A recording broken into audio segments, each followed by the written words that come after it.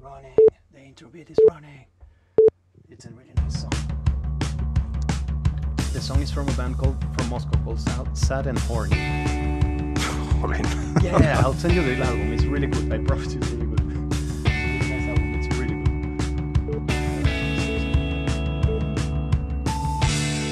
good. All right. So welcome to this special Bitcoin episode of the Leo Perez Show. I want to start this episode just by remembering you today that, remembering casually that I was thinking about Peter Schiff today. Why I was thinking about Peter Schiff today? Because I read a tweet of him that says that Bitcoin has no utility in the world. And I'm a guy who is from Venezuela and who happens to have moved to Russia.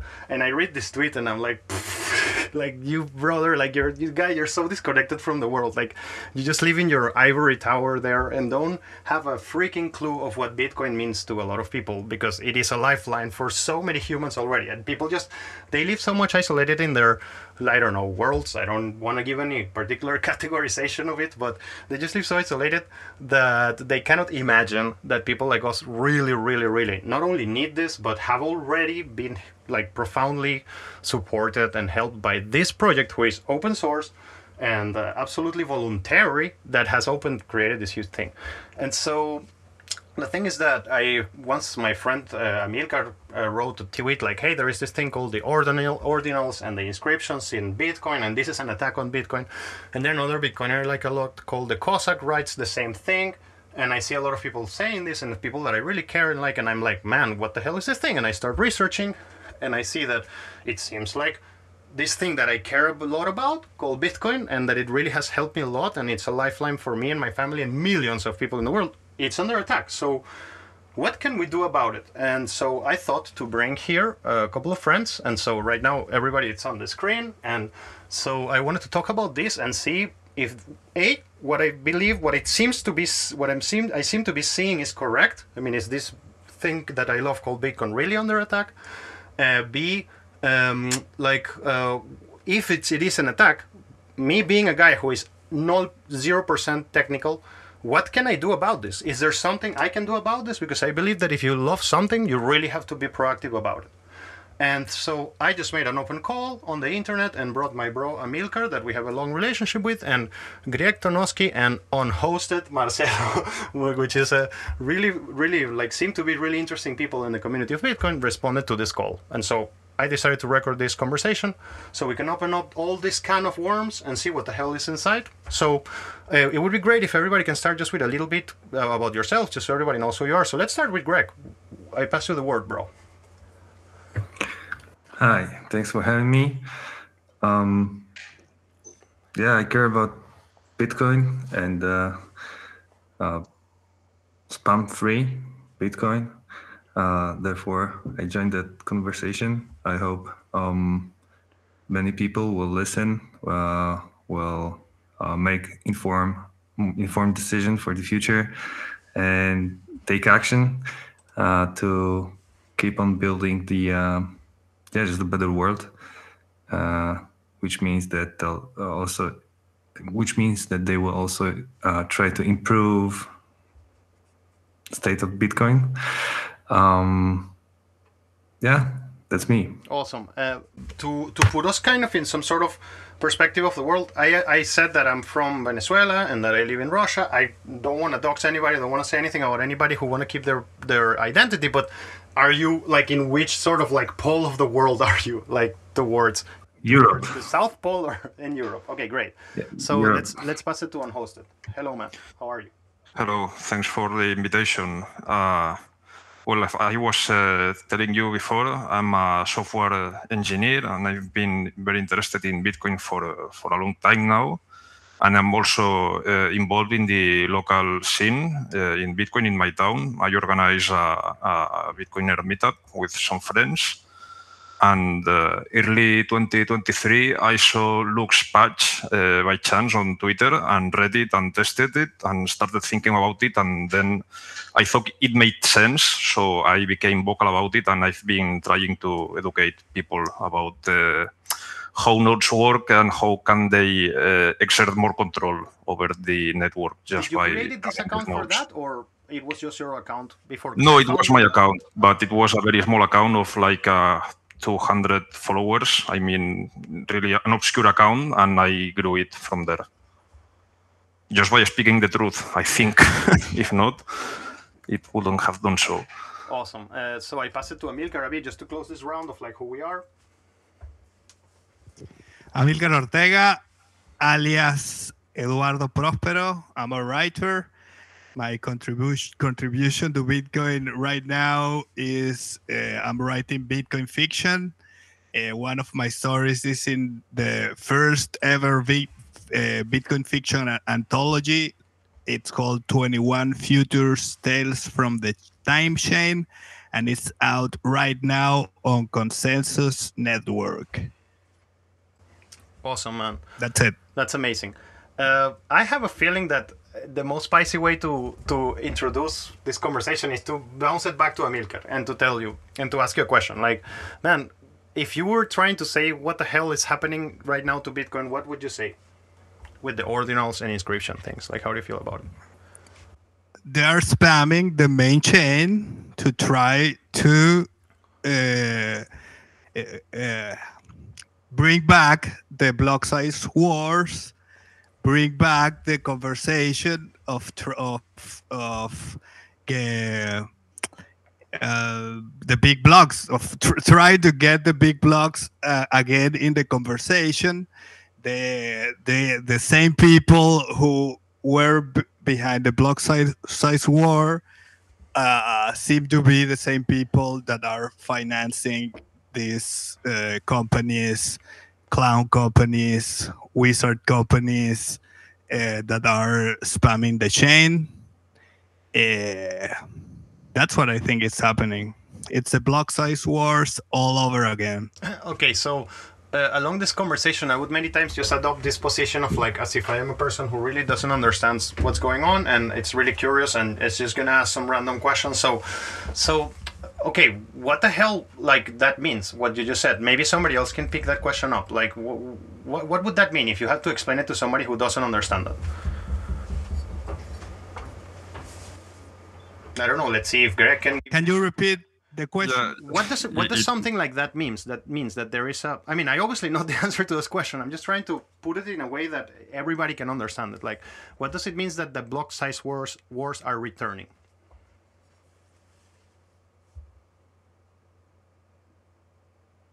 I think. This question is open for everybody. Yeah. Yeah, like the main thing is that a group of Bitcoiners wanted to have bigger blocks, to have more transactions in each block, and what that means is that the nodes have to store more information, and that means that it becomes harder or more expensive for node runners to run their nodes. And that will lead to centralization, to the existence of less nodes. If the blocks get bigger, there will be less nodes. Yeah. And that's the main struggle. Some people think that it's very interesting. I know what the block wars here is, and I understand what a big block means. And I was not seeing anything related to ordinals and inscriptions as people trying to increase the size of the block. I was seeing it more like people trying to cram data into Bitcoin that is just like seems to not be related to what Bitcoin's core purpose is. So I'm not saying that what you're saying is incorrect. I'm just saying, wow, it's interesting to see it also like from the block size perspective. Greg, you seem to want to say something. Yeah, so I agree with your observation. So so there is a lot of junk or garbage put on the blockchain, or actually Bitcoin, and we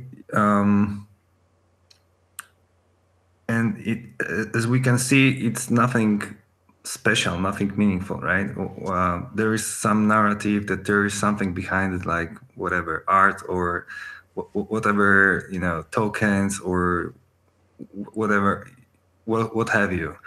But the thing is that really spam some nonsense that apparently needs some excuse to exist, right? That therefore it's framed as something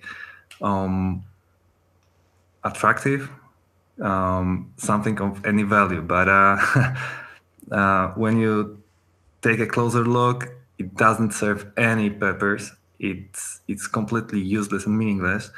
And what it means from, let's say, regular users is that like most of the kind of bandwidth in that system is consumed, and it's consumed like literally by two parties or two entities in the last few days. So I didn't know that, for example. I didn't, because again, remember everybody that my background is like, I'm not technical, and that's the point, that I'm just asking things. So I didn't know. So when you look at the recent blogs, you see that most of them are those spam transactions. They are easy to distinguish from. So let me get that straight again. Like in this moment, kind of like two entities are occupying the majority of the bandwidth of the network. Yeah, that's correct. What are those entities? If you know. Yeah, so one of them are those spammers. They have different names, like you said, Ordinals, Inscriptions. I mean, what I know is like Udi and company. These guys they're like annoying. There's everybody on Twitter being like major annoyance, like just like the way they tweet and stuff. Like that's what I have seen. But what else? Like who is those? Yeah, whatever names they want to hide under, like doesn't matter. They are just spammers, but just there is kind of a group of those people, and there's like another pack of transactions. They are quite different, but still worth mentioning, right? That there are, I think, if not 50, then maybe 100 blocks or even more waiting to be confirmed. They consist of Binance transactions. They just want to consolidate their holdings. But why I'm saying about it, that's because it shows that the spam it just causes this centralization issue, or it just because the centralization of use is kind of like there is only one customer to the whole. Exactly. So instead of thousands of participants in the network, we right now have a few privileged ones, and that's not how it was supposed to work, right? Okay, let's play. I mean, let's play here devil's advocate. I against like this thing, but let's just play devil's advocate, and we will reach to the same conclusion, I'm sure. But let's just try. So we're having a situation like this. There is an airline, and then there are these like football teams or whatever, or one company that has a large number of employees who are using the majority of it. Now that's not going to be a good example. Obviously, it's going to fall apart. Sorry, I'm just destroying my own example in my head as I start progressing, because there is an airline is not like Bitcoin, so the whole case is going to fall apart. It's better to see it as a computer network with Bitcoin. So what it seems to be happening is like a lot of people want to use the blockchain and they can't. And that's a fact. Can we call that? Let's make some check marks. Can we call that a fact? A lot of people are trying to use the chain and they can't. Yes, I think that would be a fair characterization, because in the end, what these transactions are doing is embedding random data in the blocks. As we all know, the blocks are limited in space, and the spammers are trying to use the block as general storage, which is something that just doesn't make sense, because it's a medium that grows just at 4 megabytes each 10 minutes at most. So if you use this scarce space to store pics or whatever else, then you can use it to transact. That it's what we've been seeing. I think yesterday was pretty bad. I saw a few blocks that could be considered empty because they were just full of spam and they had very little real transactions. But it's something that we've seen for most of 2023. So is that because there is low volume? I mean, I'm playing like this devil's advocate. Is that because there is low volume, or? I think it creates low volume. I mean, if everyone here, everyone who is a Bitcoiner has restricted himself from doing transactions all last year. At least I did, just because the fees are really high. Because these people don't care about fees, since they don't treat sats as money, they don't mind paying them all as a minor fee, and this raises the fees for everyone else.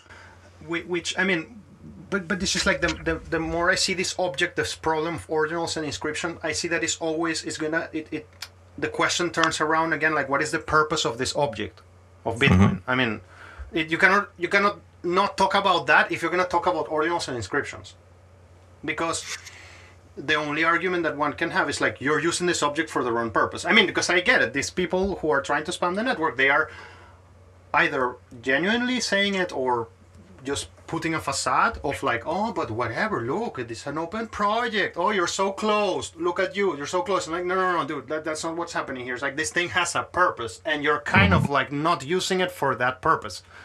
And the guy's like, no, you see, oh, you're so authoritarian and sensatorial. And it's like, no, it's just like, this thing is money.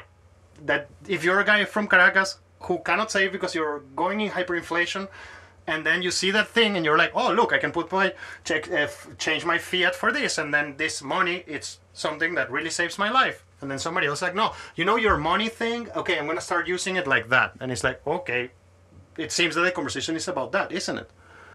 Yeah, it just got lightning. I mean, if you read the white paper... What do you mean by just as lightning? That's an interesting thing. No, it's just gaslighting. People who say that. Gaslighting, sorry. I mean, you can go... Yeah, sorry.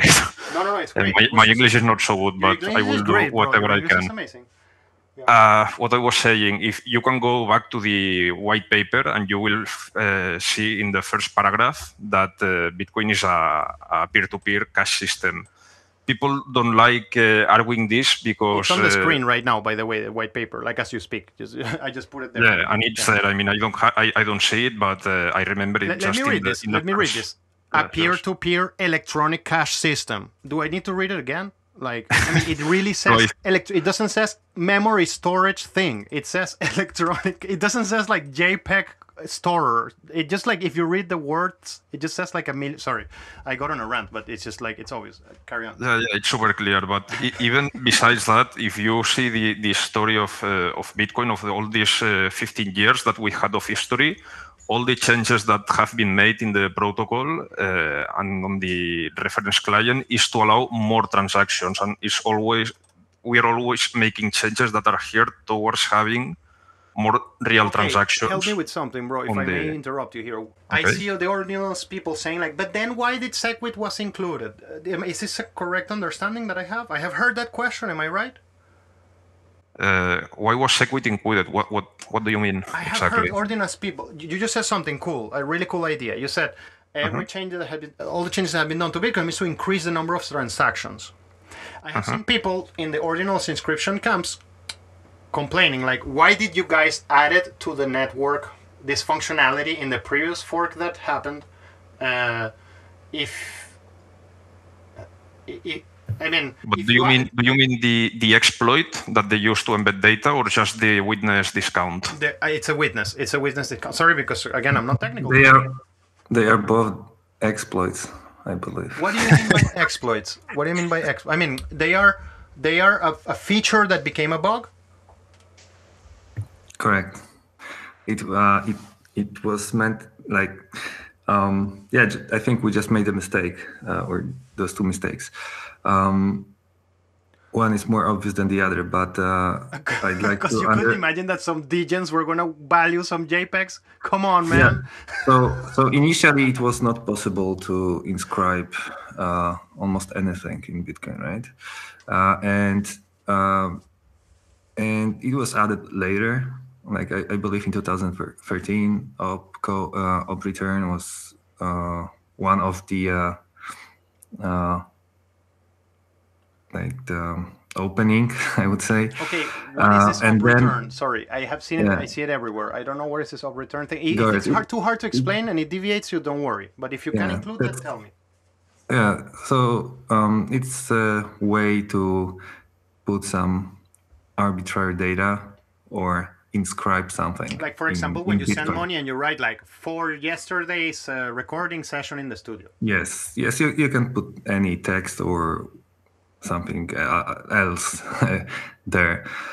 But then a few years later, there was this Segwit soft fork in 2017 activated, and it made inscriptions even less expensive. And when I want to use this op return thing, I have to pay more fees. Correct. Okay. Yeah. So you have right now a few ways to inscribe something to Bitcoin, and with each soft fork, spammers got another tool or another way to make it, right? And every other, every tool just gets makes spamming less expensive, right? And ousts just native or natural or monetary transactions or original transactions. This is purposeful.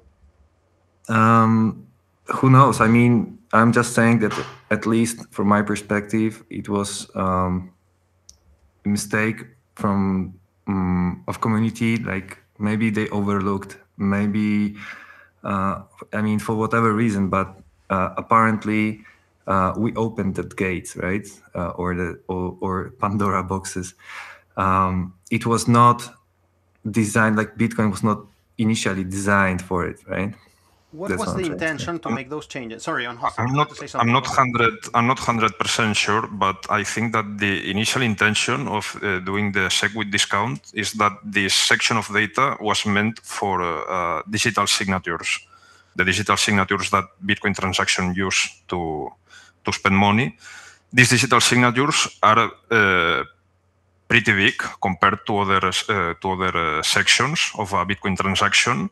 So the idea was to move the signatures there and subsidize them a bit so that it would encourage people to spend their money. Because going a bit deeper into it, Bitcoin transactions have inputs and have outputs. So you can, for instance, spend Bitcoin from several addresses and send them to just one address. That would be one output, or to two addresses. And then you can have one or two or whatever number of inputs. That's how Binance can send like a lot of transactions from their account from one transaction to a lot of people, right? Exactly. So the thing is that in legacy Bitcoin, air quotes, the inputs are much more expensive than because it still works. But the thing is that in legacy addresses, inputs are much more expensive to include in transactions than the outputs, because the outputs are smaller. So what they did is move the big part of the input to a separate section, and they made that arbitrarily cheaper. So that would incentivize people to spend Bitcoin and to move Bitcoin and use it as a monetary network. And in fact, someone did a discussion from 2017 that argued that maybe it would be a problem in the future if someone discovered how to embed data in the witness discount, because it's subsidized. And then they finally discovered how to do this, as Greg said, and now it's a problem. Okay, so I mean, I'm seeing. Greg, did you want to say something? Yeah, sure. So you asked about the reasons why Segwit, right? So there were a few formal reasons, like I documented them or listed them on delvingbitcoin.org. A conversation on delvingbitcoin.org website. I just copied you a link. And let me read out loud the first one. So it says, the title of the article is "Why a Discount Factor of 4? Why not 2 or 8?" It says to use the witness space. Just a moment. Let me.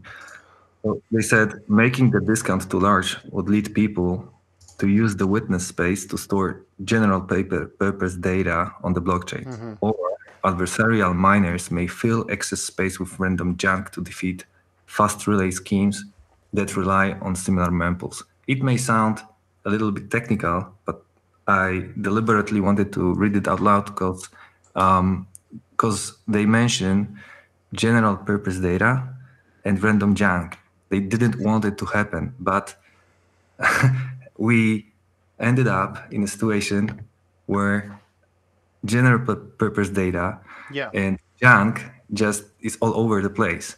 So, maybe they had different intentions. Like there were many people with many ideas in their mind. Please, I want to make sure that I'm following you correctly on one thing. This is a commentary that happened when SegWit was introduced. Yeah. Am I correct? And this was in what year?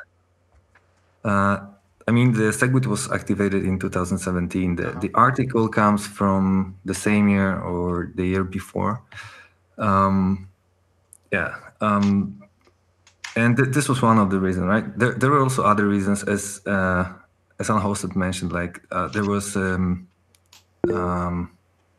idea that maybe with that discount, it's called witness discount. I call it SegWit mispricing. But anyway, they said that maybe it would... I have it open in the screen. Carry on. Yeah. Okay, so they said that maybe it would be cheaper to consolidate transactions that way. It's 2017. I see it here. Yeah, but look, we ended up in a situation where it's difficult to consolidate consolidate UTXOs because the fees are so high that it's economically impossible in many cases, right? Look, even Binance, the biggest player in the industry, if we can call it like that, is struggles to consolidate the transactions for a long time, right? They can't afford paying such high fees, right? It's let's say mission failed, and there were a lot of other reasons, and one informal one that is kind of you could have heard it in meetups or podcasts or elsewhere, but I haven't found very well documented in the internet. But many people said that, SegWit is good. First of all, it enables Lightning, right? But in order to adopt Lightning easier, we need this SegWit discount, right? Because opening and closing channels will be relatively cheaper. And so this is kind of one less documented reason. So one way I could interpret this segment of the conversation is like, there is a reason for these changes to have been made to the blockchain that have nothing to do with your desire to inscribe whatever data you want on the blockchain. There was a reason for this, and that reason was, you guys just explained it, I think, profoundly, yeah? Certainly. And what is currently used as another tool to inscribe data is really, like when you look at the details, it's just a condition that says if false, which means that execute the code only if the condition is true, but we already set the condition to false, so never execute it, and but just keep the code there, right? Like it's the arbitrary data are written, so it's clearly a way to work around the purpose of the system, right? Or just exploit the system. So, what I'm trying to say is that there is no doubt that there is just spam and abuse of the system, and nothing really useful, meaningful, or worthwhile. Come on, NFTs, bro. Dude, what the fuck, man? Yeah, what did you want to say, Unhosted? No, he's right. If you go to the history of the Bitcoin repository, you will see that only once they have made a change that is meant to make easier to inscribe data, and it was back in 2014 when they introduced op return. And that was meant so that people that were already spamming the blockchain with even worse methods to nudge them towards op return. And that was like the only time that they opened the door to use the Bitcoin to inscribe data, and even then it was very limited because. And again, can you please repeat what was the intention of that change? The intention of that change was to nudge people who was already inscribing data in Bitcoin, but in a very reckless way, so to speak, and use one that was at least a bit more controlled, and it was on such a. Why is it more controlled than the previous version? If it's not so hard to explain. Okay, no, it isn't. It's because all nodes have to store the collection of all the unspent outputs in disk, in memory. They have to keep track of all the transactions that haven't been spent. And what these people did at that time was storing, they still do, that's another story, but whatever. The problem was that they were storing random data in public keys. So they weren't really public keys, they were random data that couldn't be spent because it was not a public key. And nodes had to keep track of this forever in their memory, in their disk. So when they introduced op return, that allowed nodes to kind of discard this information. They can throw it away, but they can not keep track of it. And this is better for the node. It doesn't have to. As a node runner who spends some hard-earned money in some hard drive so I can store that bloody blockchain, like, am I storing the information that it's not being mined? No, it's still being mined, but the thing is that storing data in op return is not as bad for your node as all the other methods, just to summarize it. Okay, so it's a more efficient data compression, or I don't know if to use that word is incorrect. Yeah, it's not really a compression, but the thing is that, it's just stored in a place that nodes don't have to keep track of it. So they have to store it on disk, but they don't have to keep in high in memory. So they don't need. Is that the reason why Ordinals needed like a protocol to sequence the data, or? No. All this happened in 2014. I see. It has nothing to do with it. Okay, so let's go ahead, carry on. Sorry, bro. Please. No, it's just another kind of spam that has also surfaced this year, that it's stamps. I don't know if you've heard about it. No. From time to time, there are waves of stamps, and stamps are just this, putting data in public keys, in the transaction outputs. And this is like really bad. But can you explain it like I'm 5 kind of thing, if you can, like give it another spin, so I can understand why is it so bad? Because when you said it's really bad, I cannot understand why is it so bad. Okay, I will try. It's because nodes need to store all the unspent transactions in memory for fast access to keep track. When your node receives a new block, it has to check that all the transactions are valid. And the way to do this is go to what it's called the UTXO set that has all the unspent transactions.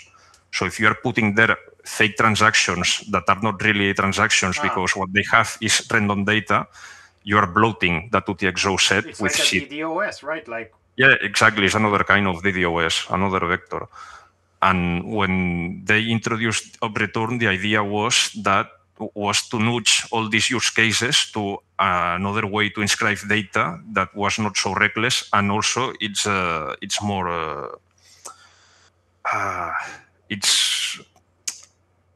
it's less. So it is capped at 80 bytes. It started at 40, and then they grew it to 80. I don't know why, and it's been like this since then. Okay, and I'm a guy who just randomly is looking at Twitter. And by the way, I want to say a middle here in the conversation. Amilcar, I will come back to that for sure, to that big blocker thing, because I know you have an argument there, and I want to come back to that in a point, because that's gonna be a spicy touch to the conversation.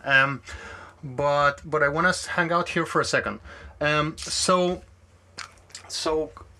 Wait! I lost my thread for a moment. Come on, for going to explain that to Amilcar, and that's my fault.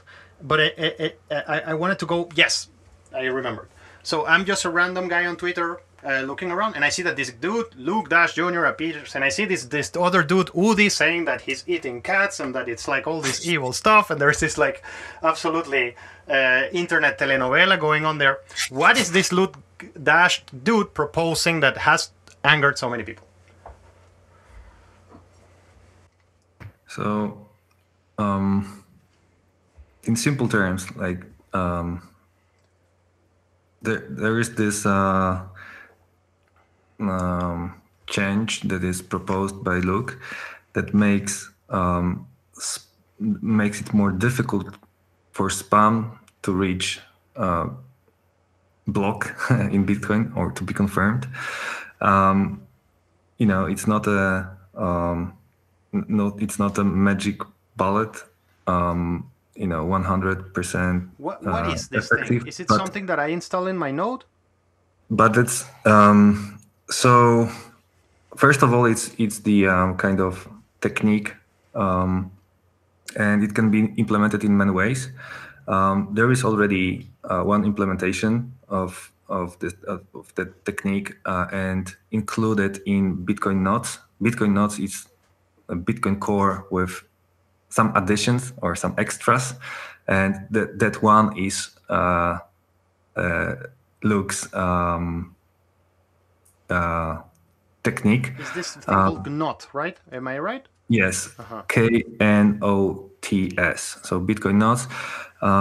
It's not very popular. It's not very easy to find a lot of information in the internet about it, but it's legit. I use it. When you mean I use it, this means that you're a node runner and you have installed this thing in your node that is filtering information coming into the blockchain, so your node can present this info to miners without that bullshit. Yes. Yeah.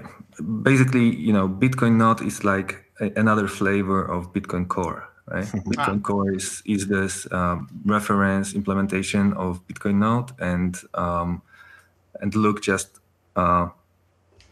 added some improvements on top of it and released as Bitcoin nodes.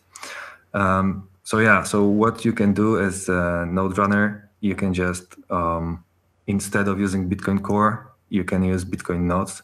It looks almost the same, so it's not difficult to switch from one to the other.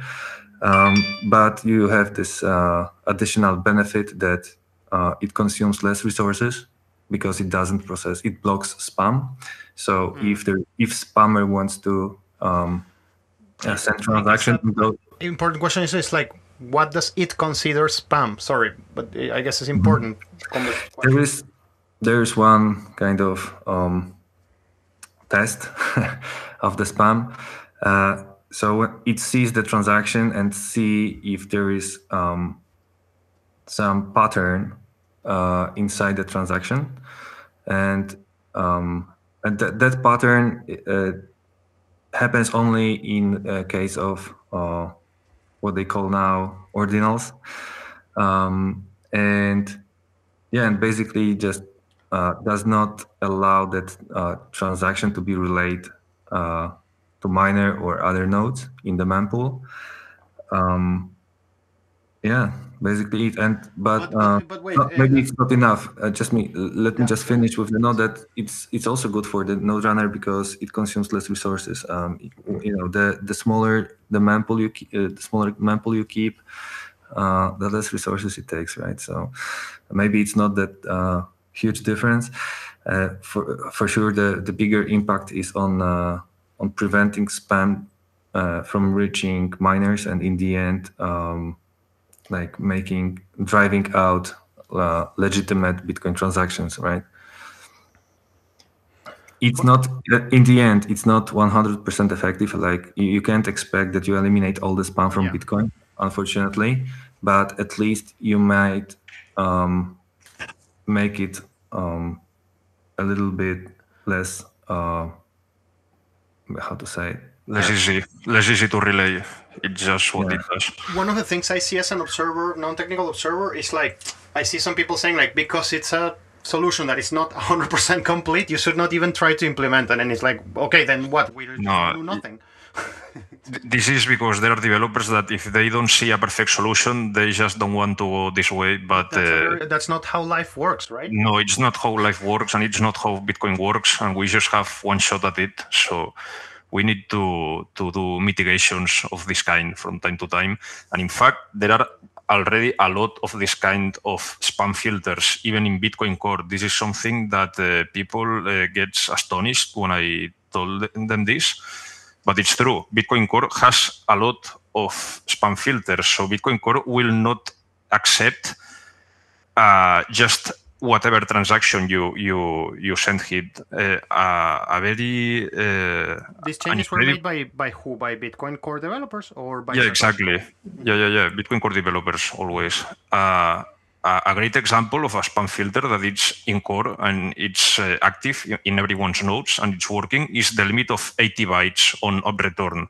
I was talking about up return a bit earlier, but and I said that it has a limit of 80 bytes, but this limit is a spam filter. So it means that if you somehow can bring one of a transaction with a bigger up return than this to a miner directly and they mine it, it will be valid. When you receive the block and you validate the transaction inside the mined block, this will be accepted by consensus. But while it's still unconfirmed, the nodes will not relay this transaction. So even if you offer $1 million in miner fees and you try to relay this normally with your node, you will not be able. And even if you disable the spam filter in your own node, your peers will not accept that transaction. What you just said means that if I am the government, I don't know, whatever, of X country, and I come to a miner and I'm like, please mine me this thing that is larger than 80 bytes, it will be mined. Yeah, exactly. Okay. Well, you don't need to be the government. In fact, I think that most miners offer a service of band mining, so you can give them transactions and they will mine it. And but my node will bypass the rules? Your node will accept these transactions once they see them inside the mined block. But if they are still unconfirmed and trying to get relayed, it will discard them.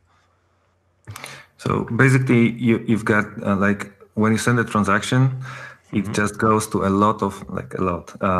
but it goes to other nodes in the network, and some of that nodes they are connected to miners, and miners pick those transactions and try to mine them. So it means include them in the block, right? When the transaction is in a block, you can't do anything about it. You just accept the chain with whatever is in the block. But before it reaches miner, you can block the transaction, right? At least you can stop it from being disseminated. If everybody does it, then it never reaches a miner unless they reach the miners themselves, no? Miner directly, yeah. So, I mean, that means that some miners will open this, like, Ordinals... yeah, but still, I mean, the day you learn that, 99% of nodes block spam at mempool level, you're a miner that doesn't pay attention to that.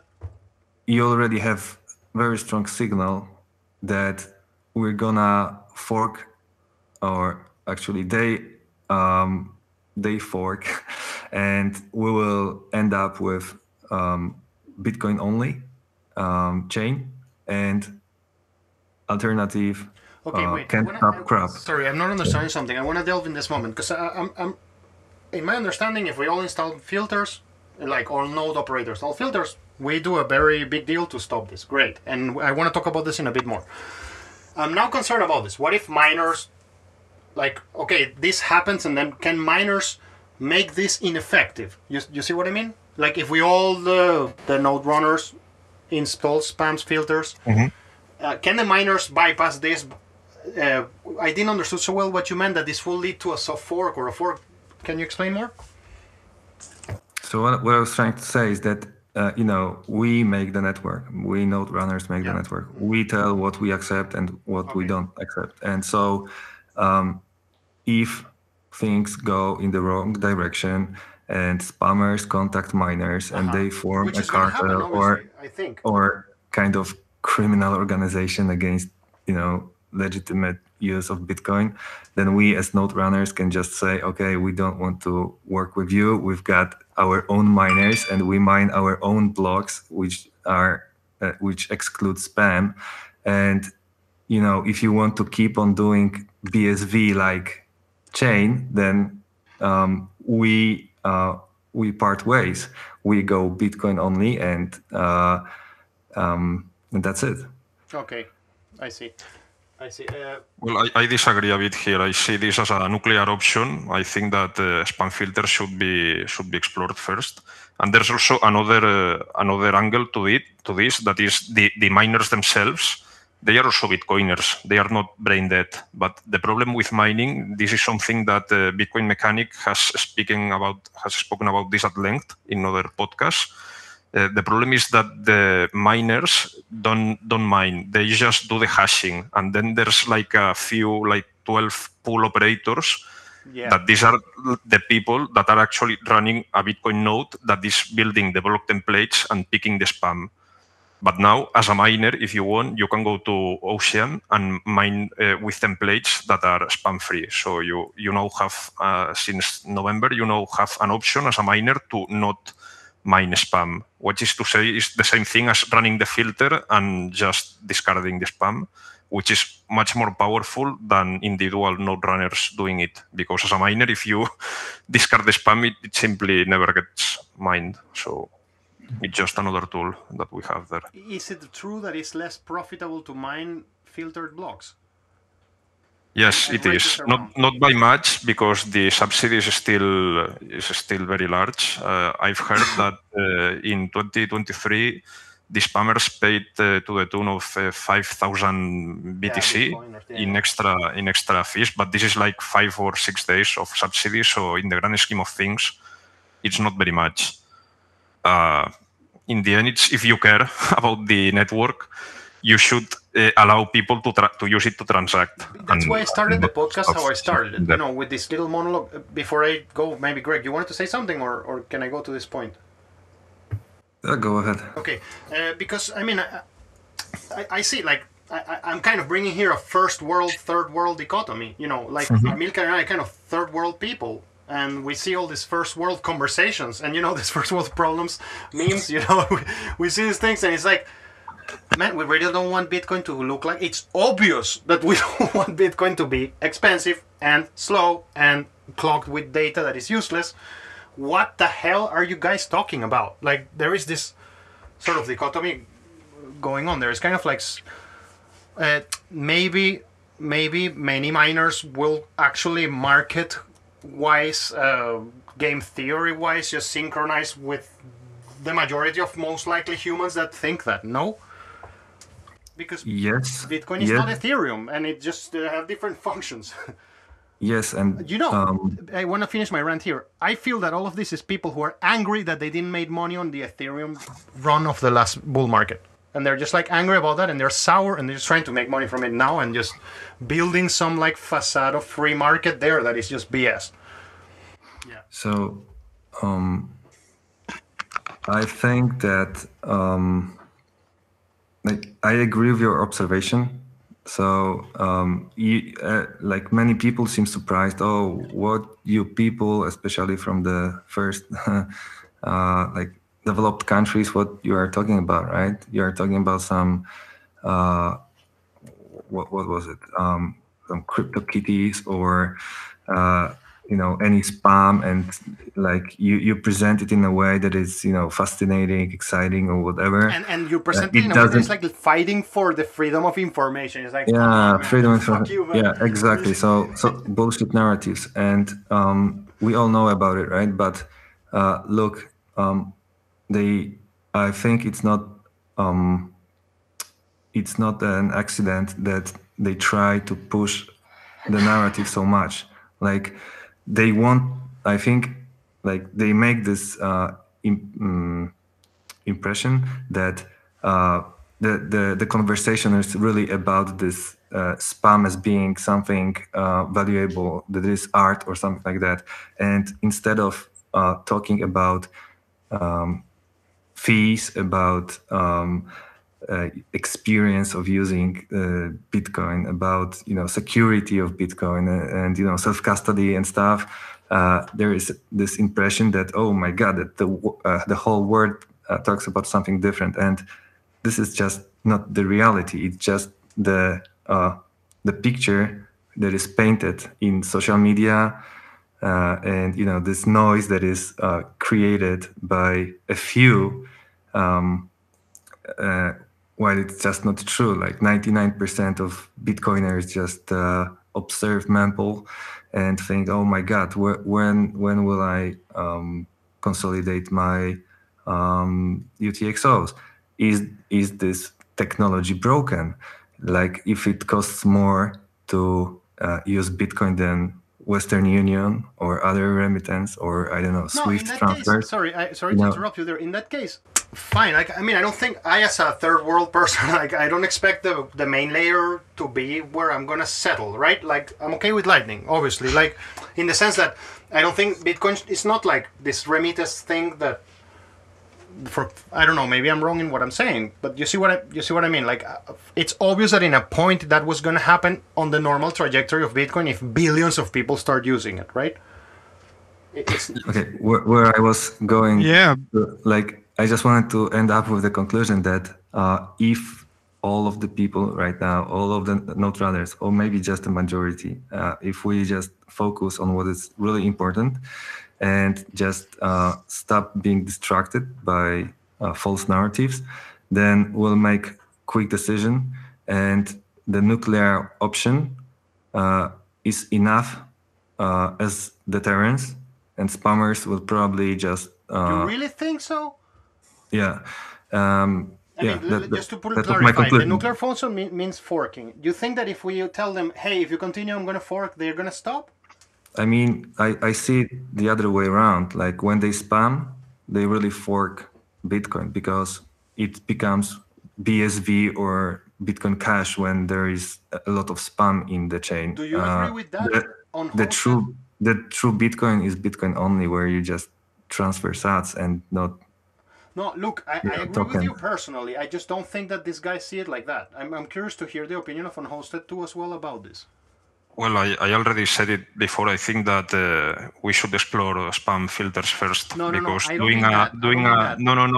doing a fork over this can be very difficult, and in fact there are multiple ways to spam the network and embed data. So I don't think that doing a soft fork over this would be very wise, but just my opinion. No, my question is more like a military strategy kind of thing. Like, do you think that if we threaten these people with forking, they will stop? No, I don't think so. I think so they would stop if we merge the spam filter into Bitcoin Core. That it's something that for the moment seems that the maintainers are not interested in. We saw this in this conversation that happened in these days ago, right? Am I right to interpret it like that? Yeah, correct. Yeah, but I think that if Bitcoin Core included this spam filter, it would be acknowledged that this is a DDoS attack, that this is something that still people are debating, and to me it's obvious, but whatever. If it was included, then every miner that was interested in mining these transactions would have to do this off-ban, and then they would basically kill the mempool. And this is the thing that I think, this is what I think they are not really prepared to do, because if they kill the mempool visibly, they will do it barefaced, and people will get super mad at them.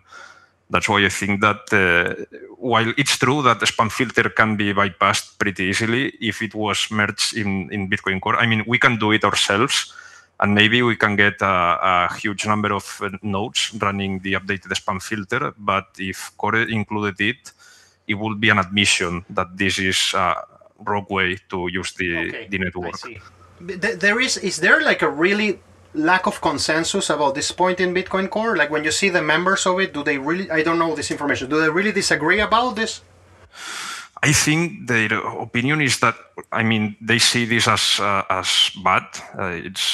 It's bad for the network, but they don't think that it would be effective, because what I said before, a lot of developers think that if a solution is not perfect technically, it's not worth pursuing. But I think that the fix to this problem is part technical and part social. So exactly, and because I am now feeling again like I'm talking to my father in a point of my life, and I'm like, can one person make a difference? No, son, like one person can make a difference. Like, no, but come on, I really believe that, and let's pull some people together, and maybe we can make a difference. I mean, I get your point, and that's where I was going. Before I leave the technical part, I wanted to ask this question very punctually to leave it recorded forever. So, if I am a node runner and I install these spam filters, am I doing something for the network? I know the answer is always, but I want to hear it recorded. Am I doing something for the network? Am I helping to stop this? Yes. And if a lot of node runners, like millions of people, because again, I think there is a disconnect between the technical node runners and the non-technical node runners, and there is like some circle jerking happening there between the technical ones, and the non-technicals are a bit alienated from this. And these are people that will agree with the technical side of things, but they just are not paying so much attention because they have other things to do.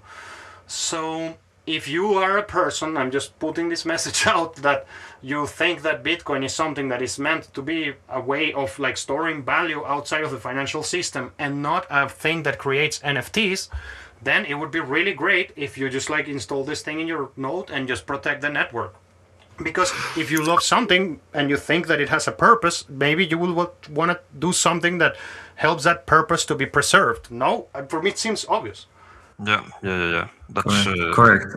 Okay. 100% true. That's established, and me as a person who's not technical now understand that if I do that, and I will do that. Remember, I wrote you. That's how I met you, because I was really luckily reinstalling my node when I saw your post on Twitter. I was like, and I told the friend who is helping me to do all my server and stuff. I was like, man, let's consider this.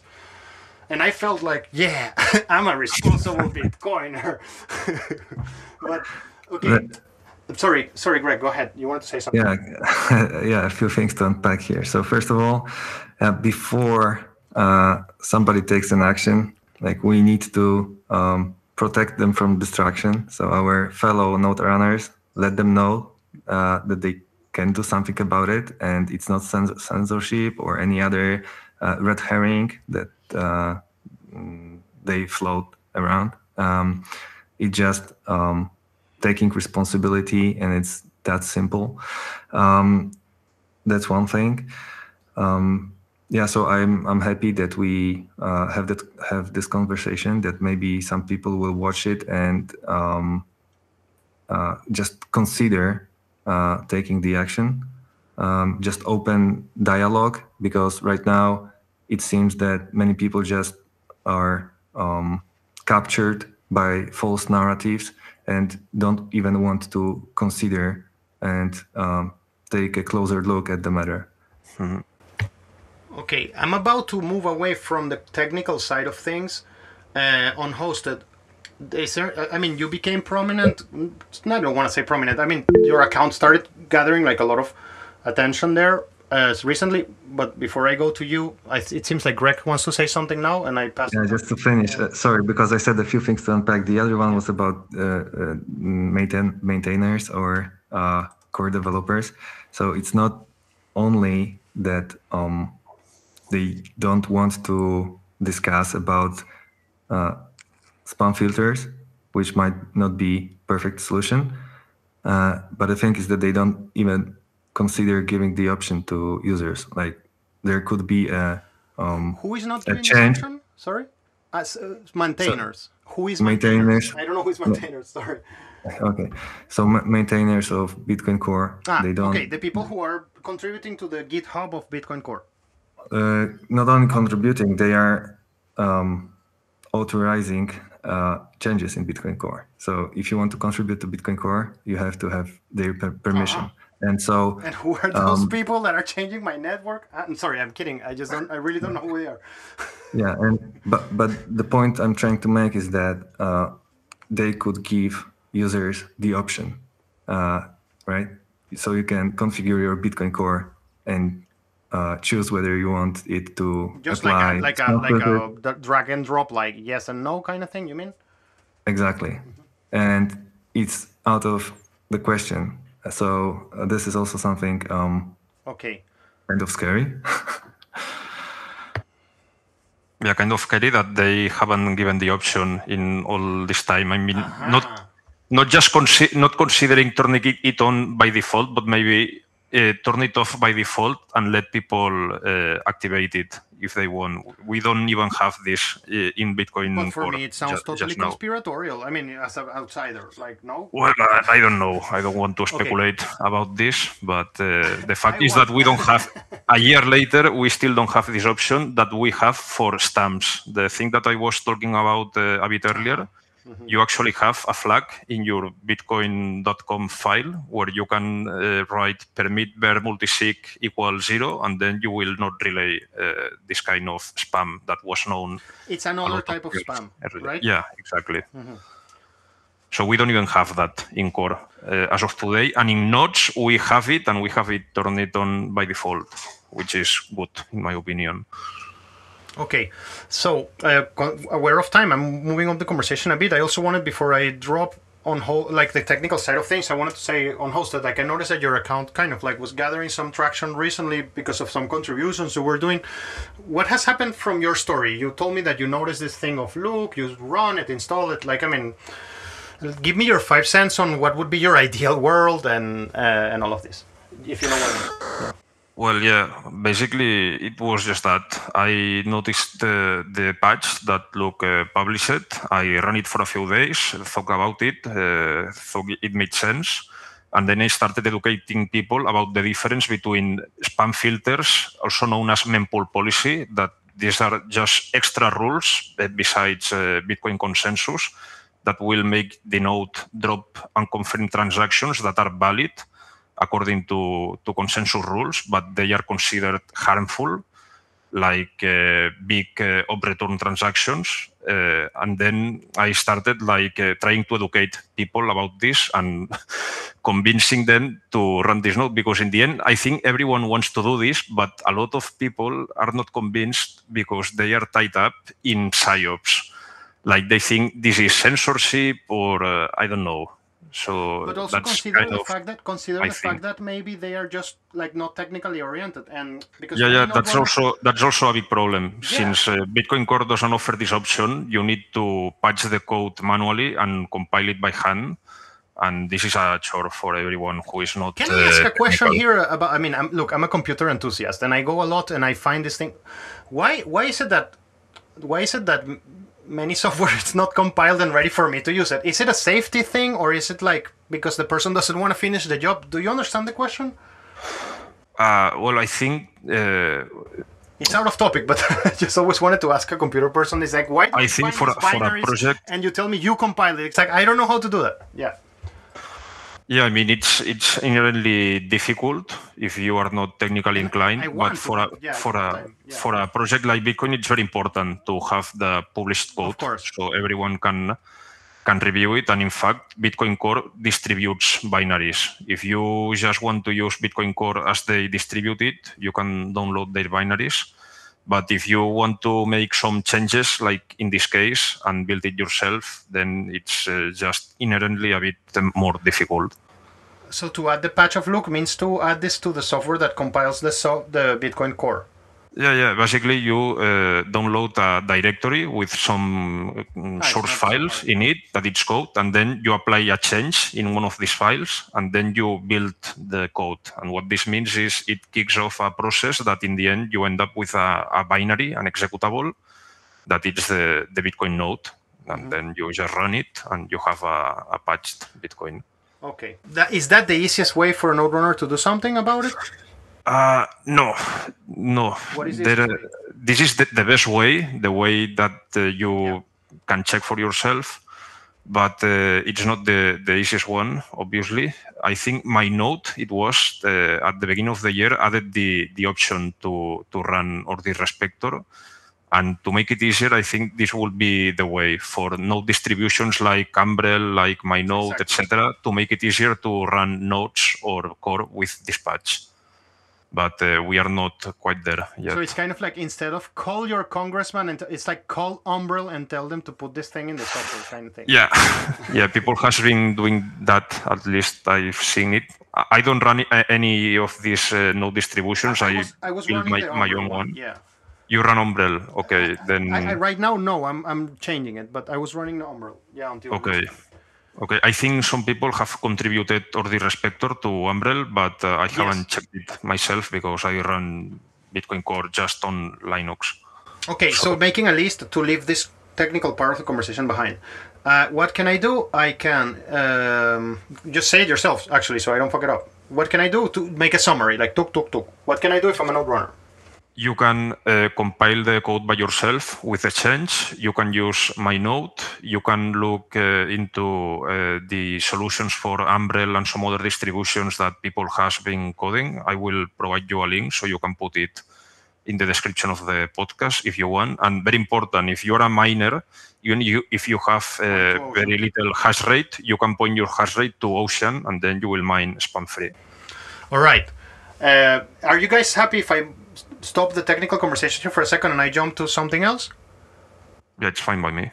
I want to go back to Amilcar now. So now let's go to this conspiracy thing. I mean, I don't know if to call it a conspiracy thing.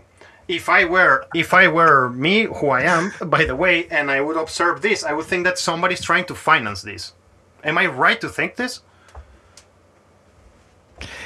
I'm the guy for the talk conspiracy. I'm not afraid to go on a limb and say that this is a well-funded attack on Bitcoin. I can't prove it, but it's I think the signs are there. And I think at first I thought that this ordinal thing was a way to make money, a way to scam newbies. They were just trying to make money, to stack more Bitcoin by taking it from people who don't know what they're doing. At first, that's what it seemed to me.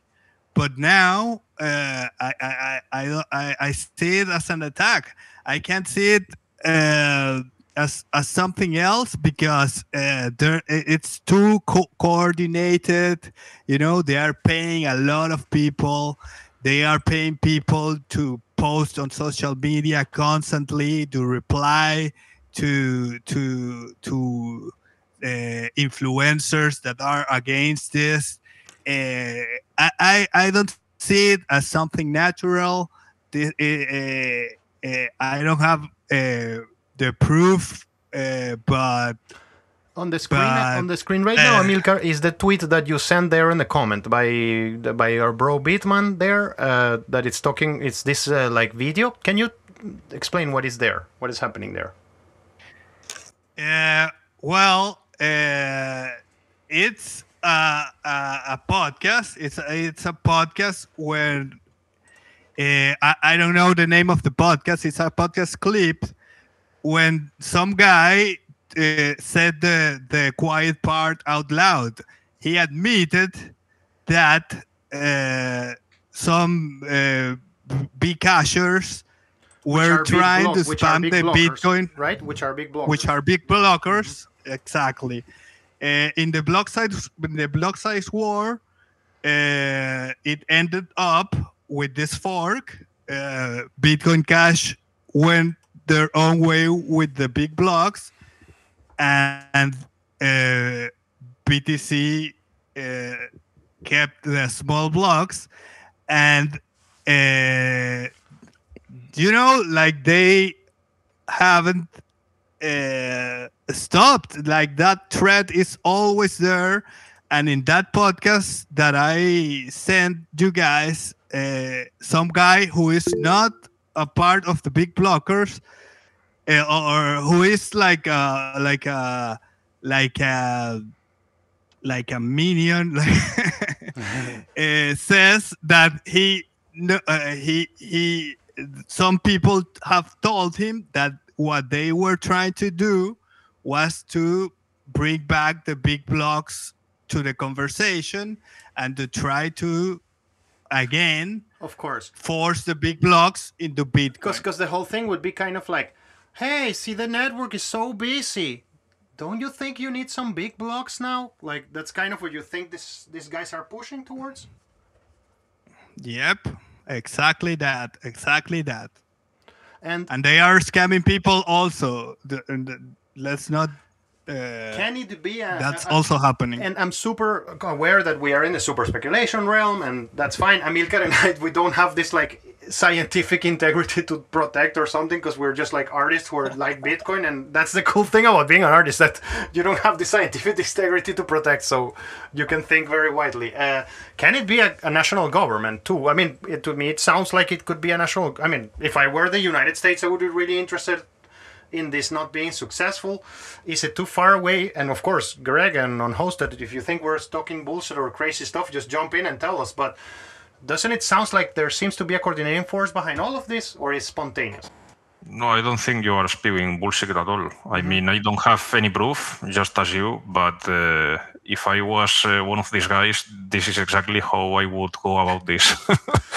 I think that it's like Satoshi was this like super mind or group of minds, whatever, and there is just this one thing they couldn't think about. NF motherfucking T's, man. It's like the only thing they couldn't conceive, that people were gonna be so stupid to adore this thing. Like, I mean, obviously, yeah, but I haven't seen those people that I haven't seen those people that adore it either. But they are a lot. They are there. Exactly, man. Exactly.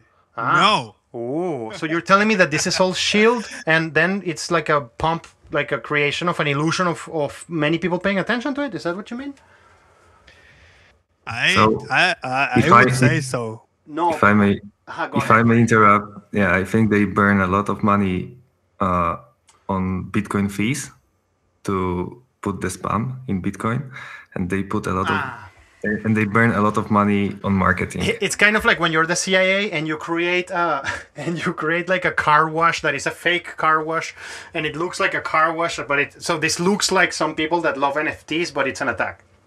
Is that what we're suggesting here together? I mean, not together, but is it a I fair think so. Argumentation? Yeah, because like the NFT craze, it was stupid. But it happened. Like a lot of people around the world were trading NFTs and were talking about NFTs and were making websites about NFTs and there was a culture around NFTs. There's not a culture around ordinals. I'm saying, expressing my ignorance on purpose to show you that the marketing has been effective. I am under the impression that there is something. Am I wrong? Well, there are the transactions, but those can be wash trade. Someone can be selling himself the ordinal and advertising that he sold it for 3 BTC or something. There's no proof that someone else is buying these ordinals, and I don't see like in the conversation, I don't see enough conversation to you mean traction? I don't see a culture around it. Traction. That was the word I was looking for. Yeah, I don't see enough traction to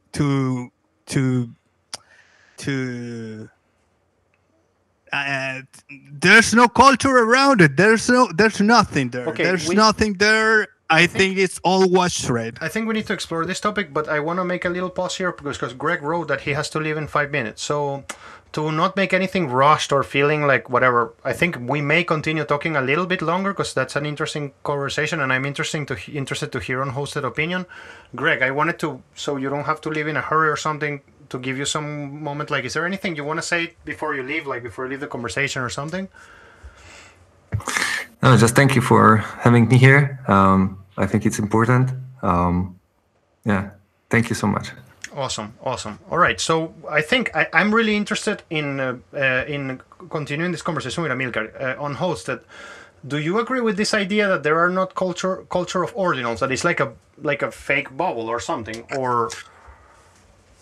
It's difficult to say from my point of view because if they exist, I'm surely out of their bubble. This would be. Because I This could be feel the reason happening. why I'm opening this can of worms is because, you know, when I said that there is this first world problems and we third people are like, hey, we may be suffering from, like, we as third worlders and Europeans, we may be suffering from from not understanding the American mind, because I do imagine that a lot of Americans love this kind of stuff, you know, and British people, like and Germans, they like, I mean, just like it happened with NFTs, like so many YouTube channels I landed on and people and found people online and that were shelling NFTs and they really believe this. And I mean, there are people who collect everything. Can it be that we are having third world bias when we think that there is not a market there? No, I don't think so. I think you are right, of course. But maybe it would be interesting to kind of open the lid on the garbage can and sort through the rubbish. There are like two kinds of inscriptions, at least as I'm aware of. One are the NFTs, that it's what everyone is talking about, and then are the BRC20s, that this is like minting shitcoins on Bitcoin. Is it the same technology, by the way? I mean, is it the same exploit? Well, technology, is it the same exploit? That's what they use the same exploit. They use exactly the same exploit to embed data on Bitcoin transactions. In one case, they are embedding data for pictures, and on the other, they are embedding text. But this other one, in fact, it's been more popular, air quotes. And if we believe the spammers, this is a huge hit in China. And what this is basically is like lottery tickets, on-chain lottery tickets. So like Pepe was a meme coin in BRC20, am I right? Sorry? Pepe was a meme coin in. Yeah, exactly. And they are always minting these kind of shitcoins. And the thing is that apparently you can you can create Bitcoin transactions with some data that gives you a few of the supply of these shitcoins. So you can think of it as a lottery ticket.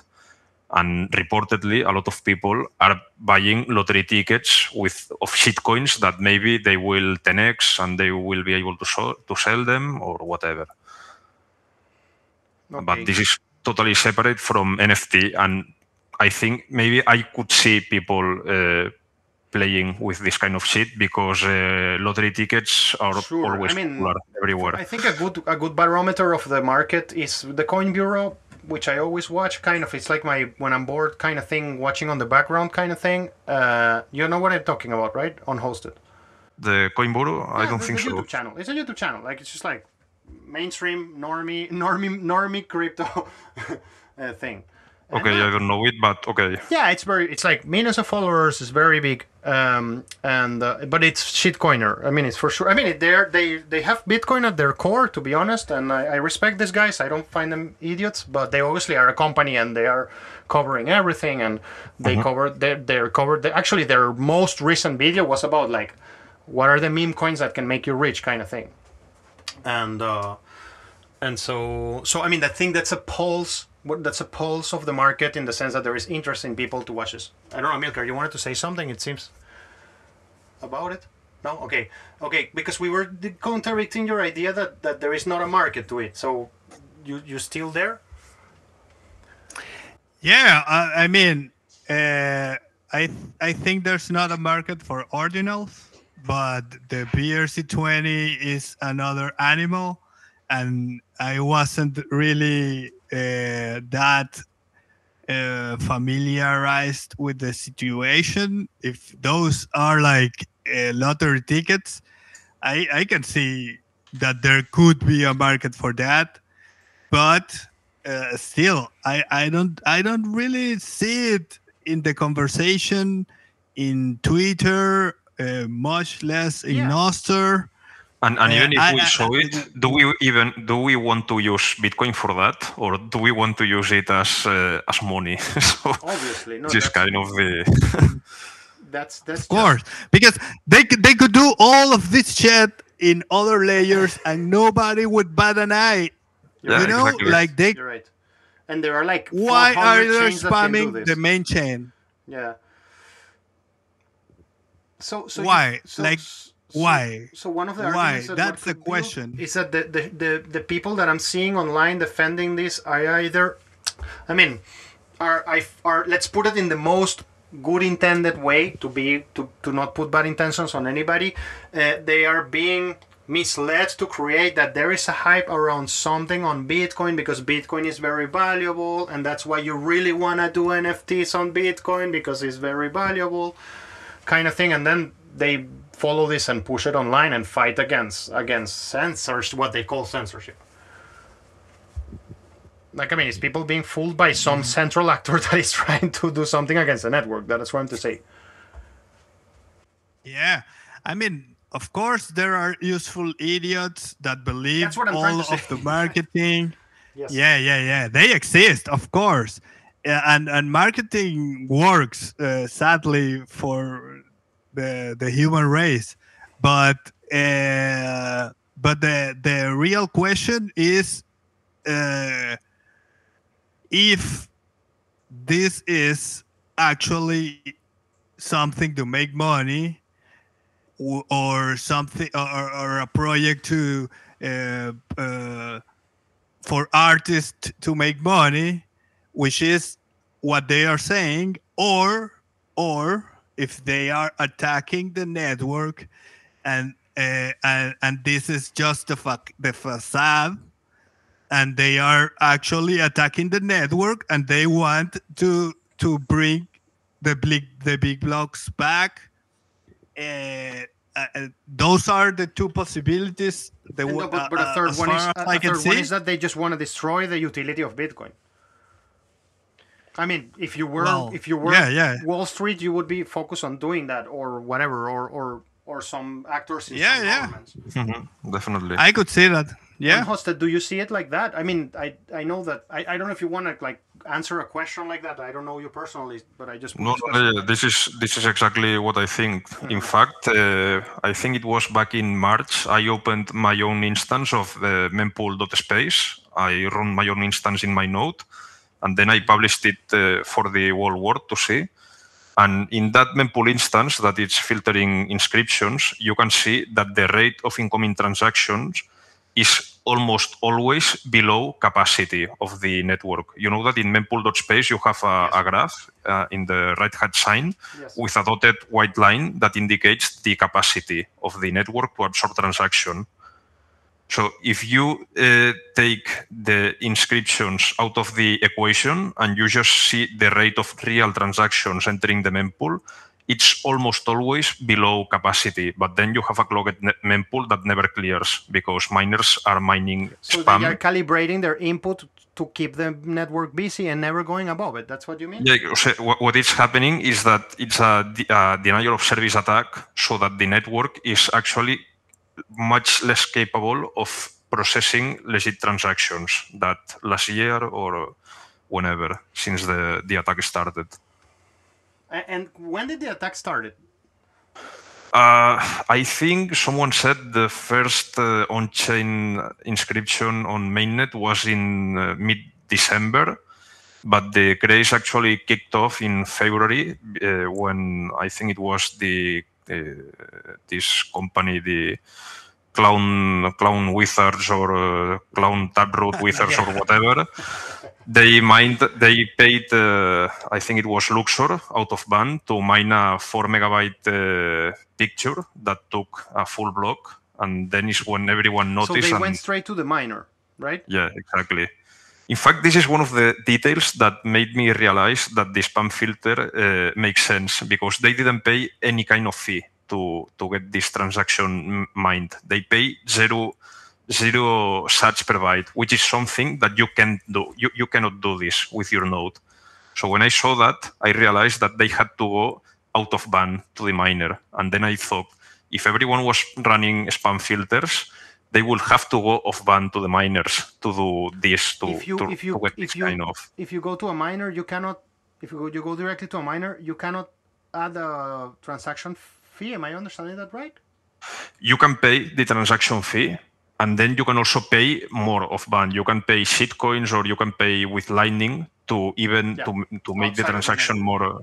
Yeah, but the thing is that the miners more or less try to mine blocks that kind of match what is in the mempool. I mean, they are always accepting off-band transactions, but they are a small portion of the blocks, like 10 or 20%. That's why I think that the spam filter, if it was widely deployed, and it was recognized as an attack, miners wouldn't dare to fill blocks with 100% spam, and the situation would be better. Yeah, and look, man, like I think that people who are against a solution like this because it's not perfect are ignoring the market forces of the whole thing. Like, teleport yourself to any country in the planet and ask a random Bitcoiner a random person whose Bitcoin is a lifeline, which there are a lot of them. And I'm telling you, like, leaving this thing that Russia lived, like Russia being pulled out from the world, like, as a Bitcoiner was a totally different perspective of what Bitcoin is. It's like this thing that if it fails, all my escape plans fail. It's not trivial. People in the West don't understand this at all. They see it like, oh, how nice it is that we're playing with this thing. And Amilcar the same. And for Amilcar to leave Venezuela, Amilcar saved money to leave Venezuela twice because it was eaten by hyperinflation twice. And the third time is when he did it on Bitcoin and then he could leave. Like, and I'm really frustrated with the fact that all these people who are not understanding that solution, they are ignoring the fact that there's an overwhelming population of humans on this planet that would really want that solution to be successful. And where I'm going with this, like, that's the direction that Bitcoin is going to take. I mean, I hope. I started to send it with certainly, but god damn it. Big money is big money. Yeah, but are they... Go. No, go ahead, Amilcar. No, I was going to say, are they ignoring that fact or are they sabotaging the project purposefully? I think they are sabotaging. I mean, you my decide. Conspiratorial self thinks that they're sabotaging the project. What did you want to say on Hosted there? I don't know. I lost my train of thought. Awesome. Awesome, friends. All right, I think that we have done an hour and a half of this conversation, and it's time to start taking it like towards its end. I would like to know if you two think that there are any things that we left uncovered here that are important. We still have a bit of time. I don't know, of buffer. Is there anything outside of this conversation that should be here? Yeah, I wanted to say that ordinal theory makes no sense at all. That's the worst part of the whole situation, that at least NFTs, which are really stupid, but they are part of the protocol. Like smart contracts are part of the Ethereum protocol, but ordinals are not. You said Ethereum there. Did you mean Bitcoin? Sorry. The Satoshis? No, I'm talking about NFTs. Like they run on a smart contract that is part of Ethereum. It's a part of Ethereum, but in the ordinals case, that is not part of Bitcoin. It's a separate protocol, a centralized protocol. Yes, of course. Yes. So what are you buying? What are you even buying? It's much more stupid than NFTs. Much more stupid. Because you need to use this software so it can be seen by you, like, and it's not really written on chain, basically. There is just some data. It's not written on chain. There is some data there. Yep. Yeah, of course. What is on chain is a hack to embed data, and then to keep track of who owns everything, you have to run some separate piece of code that doesn't even make sense what it does, because it kind of hallucinates that some sats have a kind of serial numbers that they pulled out of their ass, but they are just made up. Exactly. And one further question about that. Is that thing centralized? How, or is it also an open source project, the Ordinals protocol, I guess? I don't know. Like Me I neither. don't know if it's open source, Like, but can you but get it's rocked? centralized That's what I'm because trying to say. Can you get rocked? Like, and then the Ordinals protocols? I really don't know that. Yeah, that's something that we should research, and we will research. We don't have infinite time, but it's worth checking it out. Yeah. I don't know either. I haven't looked into it. I'm just focused on the Bitcoin part of the attack. On the function of Bitcoin itself. Yeah. I mean, you know what was exactly the thing that triggered this conversation? I saw this photo online, which was like a screenshot of the white paper, and it said like, I'm just gonna load it here to not fuck it up, like Bitcoin, a peer-to-peer electronic cash system, and then next to the electronic cash system there was a little arrow written like with a pen, like saying and data storage. Yeah. No, it just says it in the name. And one thing I ask you guys what I thought we left outside, and there's something I want to add here that I don't want to leave outside, which is this. I met this guy. I mean, I confronted this guy. I think his name is Simon Dixon or something like that. Am I right? Like on Twitter. It's like one of these Ordinals guys. It actually, you were interacting a lot with him on Hosted. It was this guy who was trying to post something to the blockchain, and it took longer than he expected. Is his name Simon Dixon? Am I right? No, Rob Hamilton. Ah, you're Maybe? right. I'm sorry. Simon Okay. Dixon is a guy that I actually really like. Excuse me, Simon Dixon. I got my mind mixed up. I really like you, Simon Dixon. You're a nice Bitcoiner. Sorry. I'm talking about Rob Hamilton. Yes. And I have nothing against this guy, but I just found him online and I made a little push. My point that I wanted to push him on Twitter was like, I believe that there is a use case that you will be able to present it to any Bitcoiner in the world that they would say, no, that's not an acceptable use case. Like for example, would you be accepting, I'm just afraid of this like algorithms, so I'm not gonna say the full world. Like there is this like images that are very bad. Like you really don't want them to be anywhere. I don't want to say it, but everybody knows what I mean. Like, do you want really to not filter that? I mean, and I think that you can push people further and further and further, and everybody, there is one use case that they're going to tell you that use case is not acceptable. And that's some fantasy that everybody's living about, this like censorship conversation. It's like you censor by not letting a stranger enter your house. It's just futile to think that life is void of this moment when you say this thing doesn't enters. It doesn't make any sense. In fact, I'm 100% sure that if someone had demoed a 4 megabyte picture in testnet before Segwit was activated, or while they were working on it, they would have deployed this spam filter preventively.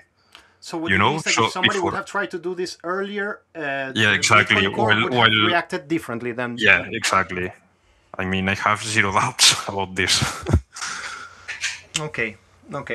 So, wrapping everything up, it seems like the network is in attack from any angle you see it. It seems like Bitcoin has a function, and first world people forget about this function sometimes easily. And I don't mean to be I don't mean to be confrontative. I'm just saying, like, hey guys. No, you can be confrontative about this. It's like a South Park episode kind of thing. It's like, yo guys, like we really use this thing. So okay, it seems like this thing has a function, and that function, it's like sort of written it in the white paper. It's not like a hallucination. So it seems like if you agree that this thing has a function, you could and should do something about it.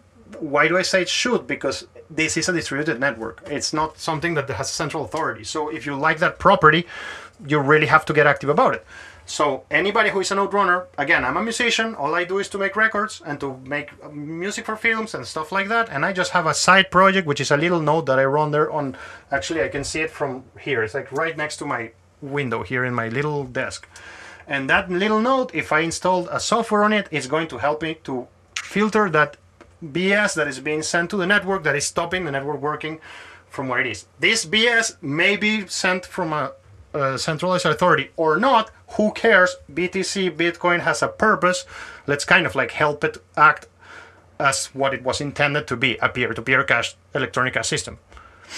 And the cool news is that there are ways to do something about it, and it's not so hard apparently. And the last thing is like, hey, call your congressman means like, I mean, call everybody you know and just pass on this info. Yo, man, like let's filter this BS. Like it's destroying the network and for the purpose that it was supposed to be made of. Any closing thoughts, fine gentlemen? No, I kind of liked your ending ranting. This is basically what it is. It's in our hands to fix this as node runners and as miners also. Awesome. Amilcar, any closing thoughts, my bro? My closing thought is a personal attack. Udi has been the worst Bitcoiner long before Ordinals. It was the worst. And now he is the man I gotta give it to you. promoting You saw this it coming, attack. bro. I gotta give it to you. You saw it coming. I remember. Yep. I remember the war you started against Peter McCormack when he went to What Bitcoin Did. I really remember that. Like, Yep, exactly. I have a whole thread in my Twitter, and this was long before Ordinals, and this is the guy people are following. No, come on. That's it. Fuck Ordinals. They're going down. The last thing I'm going to say. It's obvious that this protocol has no future because if a billion people start using Bitcoin, it's going to be so expensive to pass those to mint those tokens, those Ordinals, to mint those tokens. Like in the long run, this has no future. So what are the people buying if there are people buying those things, which I'm not really sure. And I think mostly it's watch trade. But some newbies may be getting scammed and they have to hear this. This protocol has no future at all. So you're buying a sandcastle. And as a unhosted, I'm gonna close it after this. Anything you want to say before, because I will have some final unrelated thing, and we move on.